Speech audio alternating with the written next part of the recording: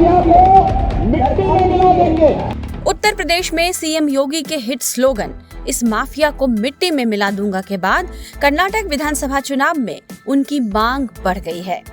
CM योगी कर्नाटक विधानसभा चुनाव में BJP के चुनाव प्रचार अभियान का मुख्य हिस्सा बन गए हैं और उनकी रैलियों की जबरदस्त डिमांड हो रही है। बीजेपी की राज्य इकाई चाहती है कि मुख्यमंत्री योगी कर्नाटक में होने वाले सार्वजनिक रैलियों में अलग अलग उम्मीदवारों के साथ मंच साझा करें ताकि उनके पक्ष में माहौल बनाया जा सके। कर्नाटक में 10 मई को विधानसभा चुनाव होने हैं। इसके लिए सत्तारूढ़ बीजेपी ने अपने स्टार प्रचारकों की लिस्ट जारी कर दी है।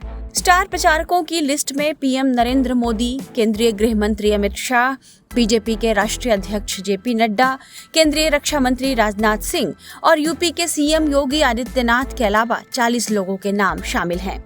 सीएम योगी आदित्यनाथ की 26 और 30 अप्रैल के अलावा 6 मई को कर्नाटक में रैली हो सकती है। कहा जा रहा है कि यदि राज्य इकाई की मांग पर बीजेपी का चुनाव प्रबंधन तैयार हो जाता है तो योगी वहां लगभग 50 सभाएं कर सकते हैं। यूपी में माफिया अतीक अहमद के बेटे असद के एनकाउंटर के मामले ने देश भर में सुर्खियां बटोरी थी। असद उमेश पाल हत्याकांड में मुख्य आरोपी था। इस घटना के बाद योगी आदित्यनाथ ने विधानसभा में यह घोषणा की थी कि वे माफियाओं को मिट्टी में मिला देंगे। इसके बाद ही फरार असद की सरगर्मी से तलाशी शुरू हुई और अतीक अहमद के साम्राज्य को नेस्तनाबूद करने के लिए योगी आदित्यनाथ की सरकार ने प्रयास तेज कर दिए। इस बीच असद की तलाश कर रही यूपी एसटीएफ ने जब उसे झांसी में घेरा तो उसने पुलिस टीम पर हमला कर दिया, जिसके बाद जवाबी कार्रवाई में असद एनकाउंटर में मारा गया। असद के एनकाउंटर के बाद योगी आदित्यनाथ का मिट्टी में मिला दूंगा वाला बयान फिर से सोशल मीडिया पर ट्रेंड करने लगा। मीडिया रिपोर्ट्स में बताया जा रहा है कि कर्नाटक में योगी का यह स्लोगन विधानसभा चुनाव में बीजेपी के लिए एक बड़ा फैक्टर बन गया है।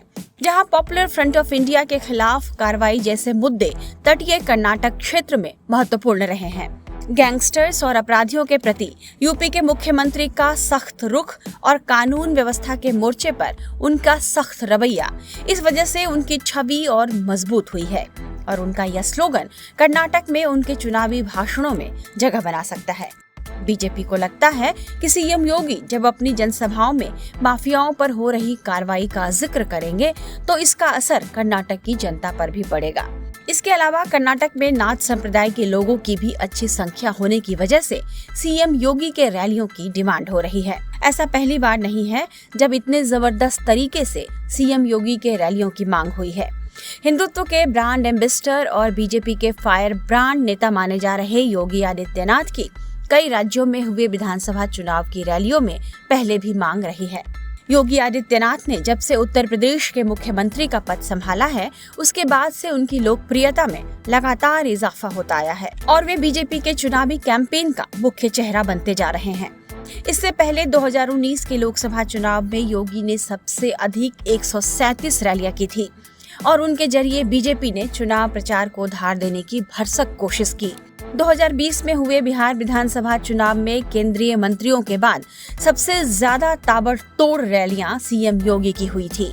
पिछले कर्नाटक विधानसभा चुनाव में भी कई सभाओं को योगी आदित्यनाथ ने संबोधित किया था। कर्नाटक में भी योगी की सभाओं और सीट की जीत का अनुपात दूसरे नेताओं से बेहतर रहा था। टाइम्स नाउ नव भारत डिजिटल की रिपोर्ट।